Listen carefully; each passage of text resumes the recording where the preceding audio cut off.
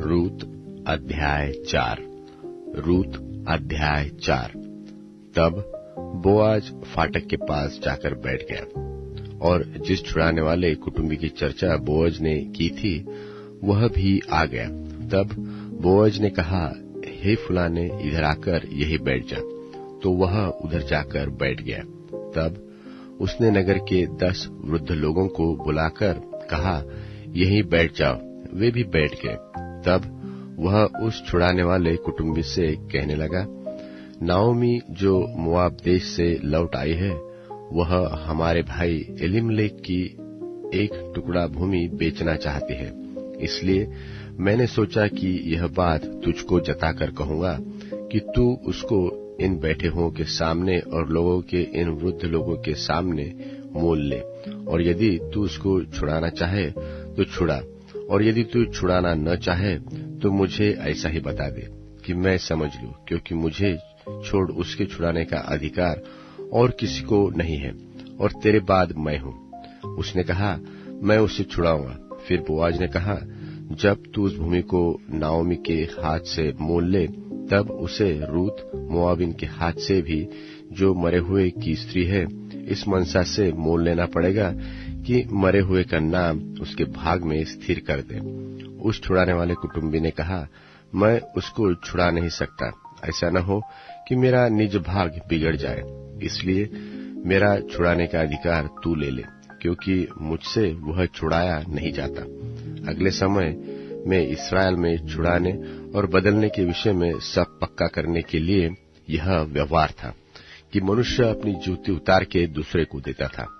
इस्राएल में गवाही इसी रीति होती थी।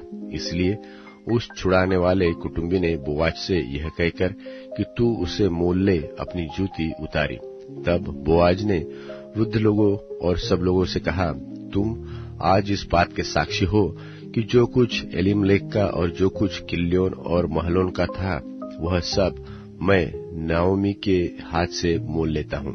फिर महलोन की स्त्री रूत मोआबिन को भी मैं अपनी पत्नी करने के लिए इस मनसा से मोल लेता हूँ कि मरे हुए का नाम उसके निज भाग पर स्थिर करूं। कहीं ऐसा न हो कि मरे हुए का नाम उसके भाइयों में से और उसके स्थान के फाटक से मिट जाए। तुम लोग आज साक्षी ठहरो। तब फाटक से पास जितने जो लोग थे, उन्होंने और वृद्ध लोगों ने कहा, हम साक्षी हैं। यह जो स्त्री तेरे घर में आती है, उसको यहोवा इस्राएल के घराने की 2 उपजने वाली राहेल और लेया के समान करे, और तू एप्राता में वीरता करे, और बैतलहम में तेरा नाम हो, और जो संतान यहोवा इस जवान स्त्री के द्वारा तुझे दे, उसके कारण से तेरा घराना पेरेस का सा हो जाए, और तामार से यहूदा के द्वारा उत्पन्न हुआ। तब बोअज ने रूत को ब्याह लिया, और वह उसकी पत्नी हो गई। और जब वह उसके पास गया, तब यहोवा की दया से उसको गर्भ रहा, और उसके एक बेटा उत्पन्न हुआ। तब स्त्रियों ने नाओमी से कहा, यहोवा धन्य है कि जिसने तुझे आज छुड़ाने वाले कुटुंबी के बिना नहीं छोड़ा। इस्राएल में इसका बड़ा काम हो और बड़ा नाम हो, और यह तेरे जी में जी ले आने वाला और तेरे बुढ़ापे में पालने वाला हो, क्योंकि तेरी बहू जो तुझसे प्रेम रखती और 7 बेटों से भी तेरे लिए श्रेष्ठ है, उसी का यह बेटा है। फिर नाओमी उस बच्चे को अपनी गोद में रखकर उसकी धाई का काम करने लगी, और उसकी पड़ोसिनों ने यह कहकर कि नाओमी के एक बेटा उत्पन्न हुआ है, लड़के का नाम ओबेद रखा। ईशै का पिता और दाऊद का दादा वही हुआ। पेरेस की यह वंशावली है, अर्थात पेरेस से हेस्रोन, और हेस्रोन से राम, और राम से अम्मीनादाब, और अम्मीनादाब से नहशोन, और नहशोन से सल्योम, और सल्योम से बोआज, और बोआज से ओबेद, और ओबेद से ईशै, और ईशै से दाऊद उत्पन्न हुआ। रूत अध्याय 4। रूत अध्याय 4। तब बोआज फाटक के पास जाकर बैठ गया, और जिस छुड़ाने वाले कुटुंबी की चर्चा बोअज ने की थी वह भी आ गया। तब बोअज ने कहा, हे फलाने, इधर आकर यहीं बैठ जा। तो वह उधर जाकर बैठ गया। तब उसने नगर के 10 वृद्ध लोगों को बुलाकर कहा, यहीं बैठ जाओ। वे भी बैठ गए। तब वह उस छुड़ाने वाले कुटुंबी से कहने लगा, नाओमी जो मोआब देश से लौट आई है, वह हमारे भाई एलीमलेक की एक टुकड़ा भूमि बेचना चाहती है। इसलिए मैंने सोचा कि यह बात तुझको जताकर कहूंगा कि तू उसको इन बैठे हुओं के सामने और लोगों के इन वृद्ध लोगों के सामने मोल ले, और यदि तू उसको छुड़ाना चाहे तो छुड़ा, और यदि तू छुड़ाना न चाहे तो मुझे ऐसा ही बता दे कि मैं समझ लूं, क्योंकि मुझे छोड़ उसके छुड़ाने का अधिकार और किसी को नहीं है, और तेरे बाद मैं हूं। उसने कहा, मैं उसे छुड़ाऊंगा। फिर बोआज ने कहा, जब तू उस भूमि को नाओमी के हाथ से मोल ले, तब उसे रूत मोआबिन के हाथ से भी, जो मरे हुए की स्त्री है, इस मनसा से मोल लेना पड़ेगा कि मरे हुए का नाम उसके भाग में स्थिर कर दे। उस छुड़ाने वाले कुटुंबी ने कहा, मैं उसको छुड़ा नहीं सकता, ऐसा न हो कि मेरा निज भाग बिगड़ जाए, इसलिए मेरा छुड़ाने का अधिकार तू ले ले, क्योंकि मुझसे वह छुड़ाया नहीं जाता। अगले समय में इस्राएल में छुड़ाने और बदलने के विषय में सब पक्का करने के लिए यह व्यवहार था कि मनुष्य अपनी जूती उतार के दूसरे को देता था। इस्राएल में गवाही इसी रीति होती थी। इसलिए उस छुड़ाने वाले कुटुंबी ने बोआज से यह कहकर कि तू उसे मोल ले, अपनी जूती उतारी। तब बोआज ने वृद्ध लोगों और सब लोगों से कहा, तुम आज इस बात के साक्षी हो कि जो कुछ एलीमलेक का और जो कुछ किल्योन और महलोन का था, वह सब मैं नाओमी के हाथ से मोल लेता हूँ। फिर महलोन की स्त्री रूत मोआबिन को भी मैं अपनी पत्नी करने के लिए इस मनसा से मोल लेता हूँ कि मरे हुए का नाम उसके निज भाग पर स्थिर करूं। कहीं ऐसा न हो कि मरे हुए का नाम उसके भाइयों में से और उसके स्थान के फाटक से मिट जाए। तुम लोग आज साक्षी ठहरो। तब फाटक से पास जितने जो लोग थे उन्होंने और वृद्ध लोगों ने कहा, हम साक्षी है। यह जो स्त्री तेरे घर में आती है, उसको यहोवा इस्राएल के घराने की 2 उपजने वाली राहेल और लेया के समान करे, और तू एफ्राता में वीरता करे और बैतलहम में तेरा नाम हो, और जो संतान यहोवा इस जवान स्त्री के द्वारा तुझे दे, उसके कारण से तेरा घराना पेरेस का सा हो जाए। और तामार से यहूदा के द्वारा उत्पन्न हुआ। तब बोअज ने रूत को ब्याह लिया और वह उसकी पत्नी हो गई। और जब वह उसके पास गया, तब यहोवा की दया से उसको गर्भ रहा और उसके एक बेटा उत्पन्न हुआ। तब स्त्रियों ने नाओमी से कहा, यहोवा धन्य है कि जिसने तुझे आज छुड़ाने वाले कुटुंबी के बिना नहीं छोड़ा। इस्राएल में इसका बड़ा काम हो और बड़ा नाम हो, और यह तेरे जी में जी ले आने वाला और तेरे बुढ़ापे में पालने वाला हो, क्योंकि तेरी बहू जो तुझसे प्रेम रखती और 7 बेटों से भी तेरे लिए श्रेष्ठ है, उसी का यह बेटा है। फिर नाओमी उस बच्चे को अपनी गोद में रखकर उसकी धाई का काम करने लगी।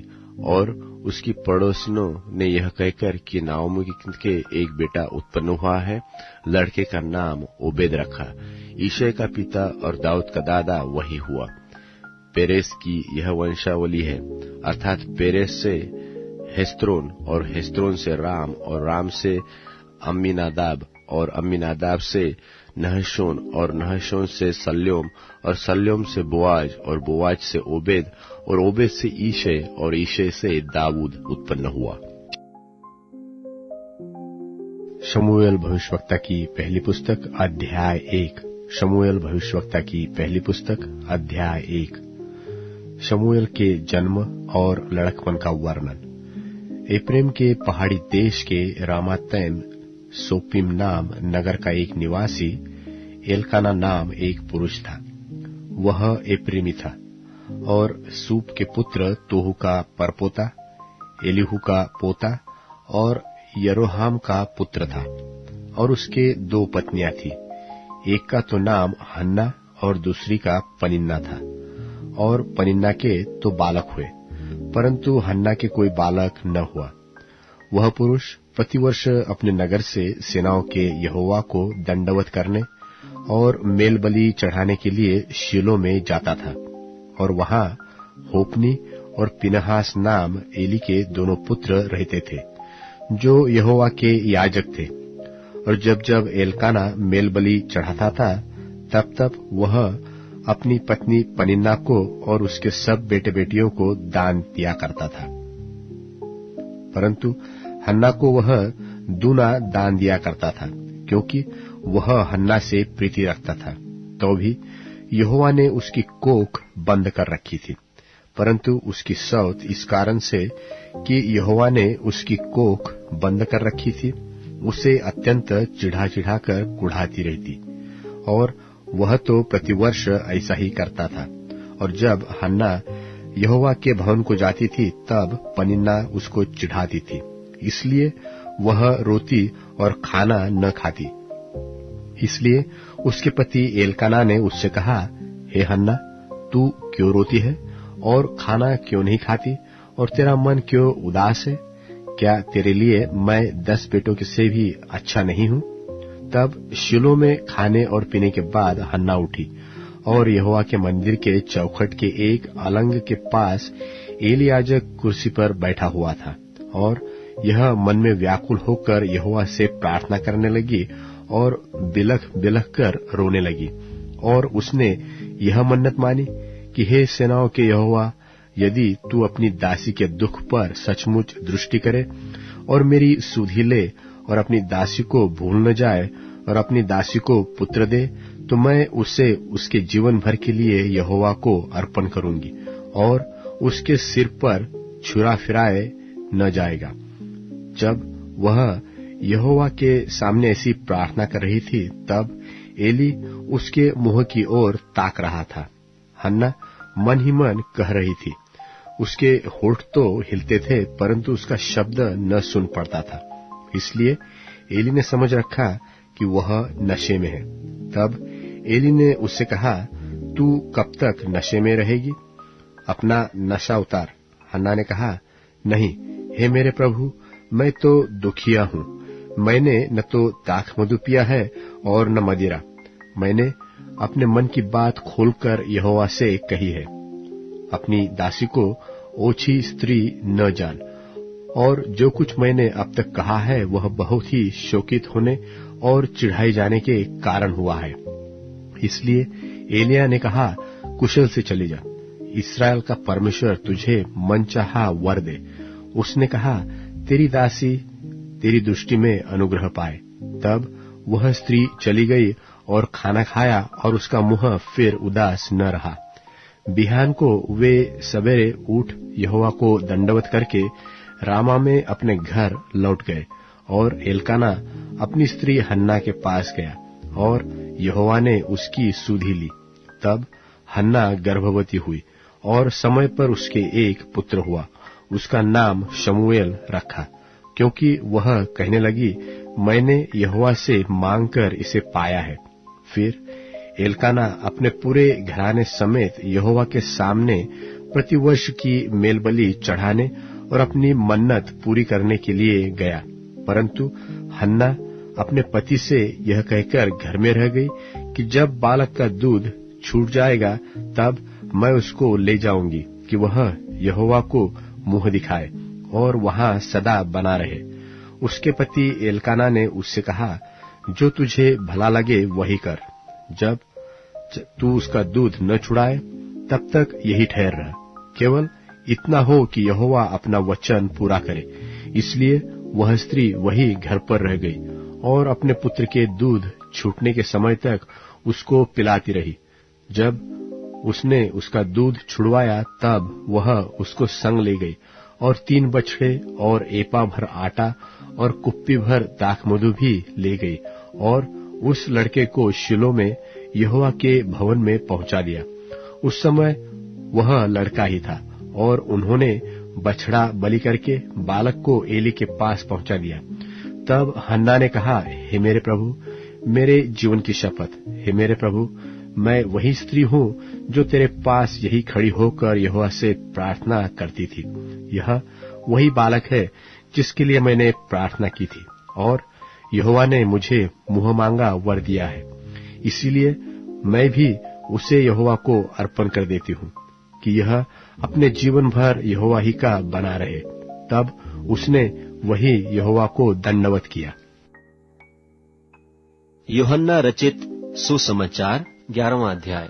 मरियम और उसकी बहन मर्था के गांव बैतनिय्याह का लाजर नाम एक मनुष्य बीमार था। यह वही मरियम थी जिसने प्रभु पर इत्र डालकर उसके पांवों को अपने बालों से पोंछा था। इसी का भाई लाजर बीमार था। सो उसकी बहनों ने उसे कहला भेजा कि हे प्रभु, देख, जिससे तू प्रीति रखता है वह बीमार है। यह सुनकर यीशु ने कहा, यह बीमारी मृत्यु की नहीं, परंतु परमेश्वर की महिमा के लिए है, कि उसके द्वारा परमेश्वर के पुत्र की महिमा हो। और यीशु मर्था और उसकी बहन और लाजर से प्रेम रखता था।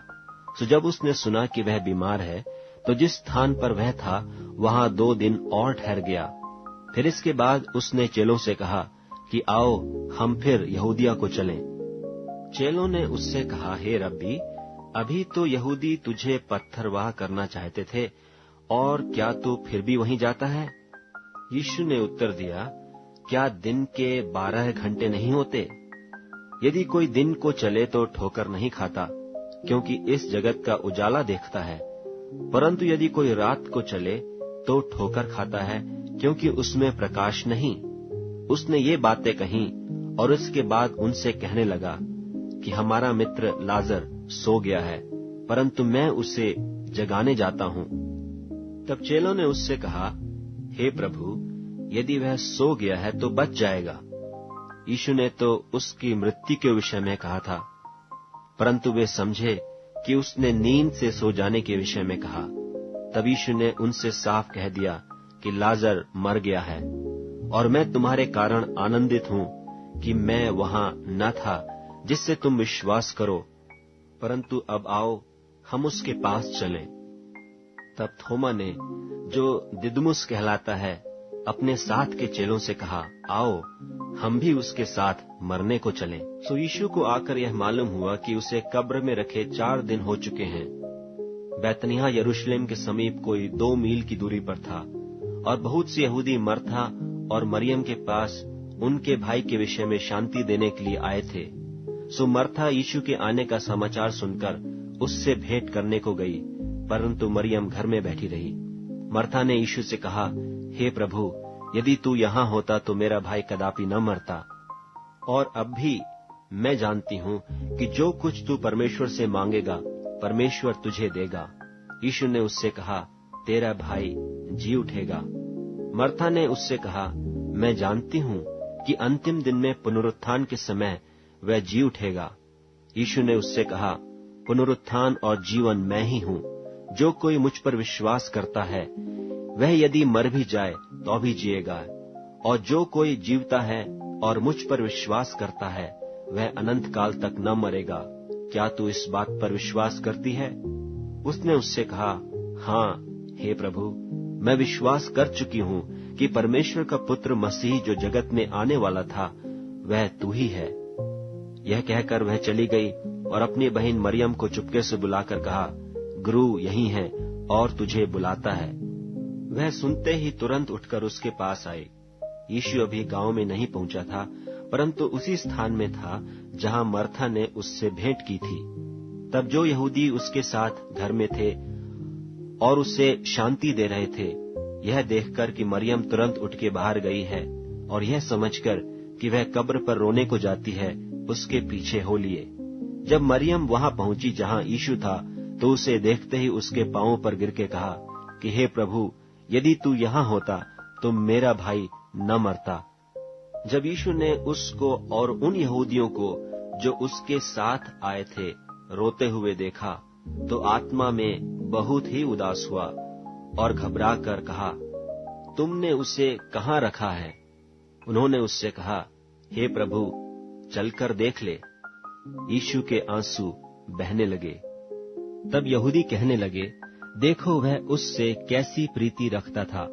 परंतु उनमें से कितनों ने कहा, क्या यह जिसने अंधे की आंखें खोली यह भी न कर सका कि यह मनुष्य न मरता?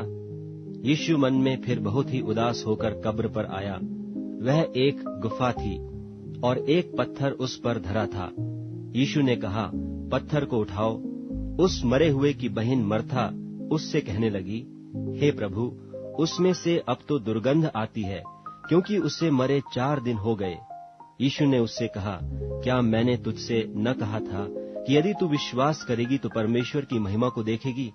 तब उन्होंने उस पत्थर को हटाया। फिर यीशु ने आंखें उठाकर कहा, हे पिता, मैं तेरा धन्यवाद करता हूँ कि तूने मेरी सुन ली है, और मैं जानता था कि तू सदा मेरी सुनता है, परंतु जो भीड़ आस पास खड़ी है उनके कारण मैंने यह कहा, जिससे कि वे विश्वास करें कि तूने मुझे भेजा है। यह कहकर उसने बड़े शब्द से पुकारा कि हे लाजर, निकल आ। जो मर गया था वह कफन से हाथ पांव बंधे हुए निकल आया, और उसका मुंह अंगोछे से लिपटा हुआ था। यीशु ने उनसे कहा, उसे खोलकर जाने दो। तब जो यहूदी मरियम के पास आए थे और उसका यह काम देखा था, उनमें से बहुतों ने उस पर विश्वास किया, परंतु उनमें से कितनों ने फरीसियों के पास जाकर यीशु के कामों का समाचार दिया। इस पर महायाजकों और फरीसियों ने मुख्य सभा के लोगों को इकट्ठा करके कहा, हम करते क्या हैं? यह मनुष्य तो बहुत चिन्ह दिखाता है। यदि हम उसे यूं ही छोड़ दें तो सब उस पर विश्वास ले आएंगे, और रोमी आकर हमारी जगह और जाति दोनों पर अधिकार कर लेंगे। तब उनमें से काइफा नाम एक व्यक्ति ने, जो उस वर्ष का महायाजक था, उनसे कहा, तुम कुछ नहीं जानते और न यह सोचते हो कि तुम्हारे लिए यह भला है कि हमारे लोगों के लिए एक मनुष्य मरे, और न यह कि सारी जाति नाश हो। यह बात उसने अपनी ओर से न कही, परंतु उस वर्ष का महायाजक होकर भविष्यवाणी की कि यीशु उस जाति के लिए मरेगा, और न केवल उस जाति के लिए, वरन इसलिए भी कि परमेश्वर की तितर बितर संतानों को एक कर दे। सो उसी दिन से वे उसके मार डालने की सम्मति करने लगे। इसलिए यीशु उस समय से यहूदियों में प्रकट होकर न फिरा, परंतु वहां से जंगल के निकट के देश में इफ्राइम नाम एक नगर को चला गया और अपने चेलों के साथ वहीं रहने लगा। और यहूदियों का फसह निकट था, और बहुतेरे लोग फसह से पहले दिहात से यरूशलेम को गए कि अपने आप को शुद्ध करें। सो वे यीशु को ढूंढने और मंदिर में खड़े होकर आपस में कहने लगे, तुम क्या समझते हो? क्या वह पर्व में नहीं आएगा? और महायाजकों और फरीसियों ने भी आज्ञा दे रखी थी कि यदि कोई यह जाने कि यीशु कहाँ है तो बताएं कि उसे पकड़ लें।